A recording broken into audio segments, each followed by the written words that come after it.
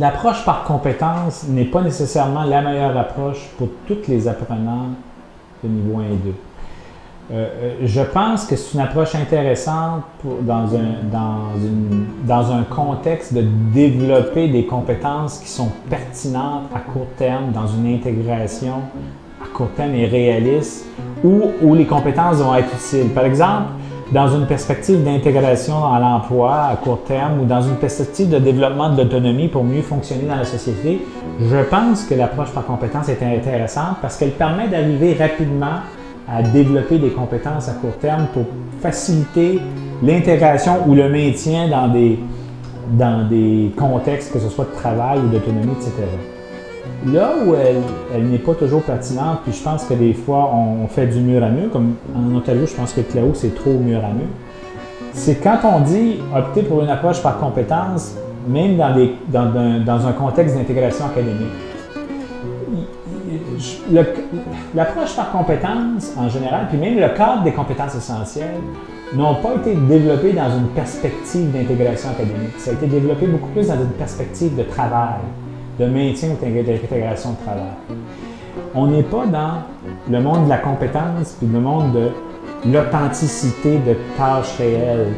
On est dans un monde académique, organisé différemment, centré sur le développement de connaissances et de savoir, qui ne nécessite pas nécessairement l'approche par compétence. Disons que l'approche par compétence pour préparer des adultes peu alphabétisés ne m'apparaît pas la meilleure approche pour préparer ces gens-là à intégrer un monde académique.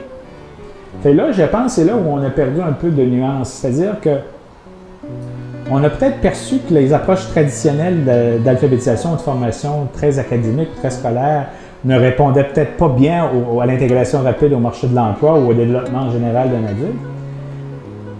Mais c'est comme si on est passé d'un paradigme, on veut passer d'un paradigme à l'autre. Moi, je pense que les deux ont leur place. Il y en a un qui est plus et qui va permettre aux adultes de faire un parcours académique et d'intégrer d'autres étapes académiques. Il y en a un qui permet plus facilement d'intégrer le monde de l'emploi et de se développer de façon autonome pour fonctionner dans la société. Fait que ceci étant dit, il faut d'abord faire ces distinctions-là pour choisir d'opter par une approche par compétence. On a-tu la bonne clientèle avec les bonnes intentions d'intégration, puis veulent-tu aller dans quelque chose où l'approche par compétence fait du sens pour eux? Et à partir de là, c'est d'identifier, OK, l'intégration on vise avec ces gens-là, ça fait appel à quel type de compétences en général, puis c'est en fonction de ça qu'on devrait déterminer quel type d'outils on devrait utiliser. Donc, si ça fait appel à certaines compétences ou plusieurs compétences essentielles, ça fait partie du profil de compétences qu'on détermine pour l'intégration. Bon, on devrait aller chercher des outils qui permettent de développer les compétences essentielles. Si ça fait appel à développer des compétences génériques, il faut aller chercher des outils pour ça aussi. Donc, il faut trouver les contextes authentiques, que ce soit des contextes de communication orale ou des documents authentiques, si on parle de plus d'utilisation de compétences, utilisation de documents ou lecture. Il faut se rapprocher de l'authenticité pour être capable de fournir les conditions d'action, d'application qui vont venir développer la compétence, la confirmer, l'actualiser, puis l'évaluer, peu importe comment on s'en sert du contexte réel.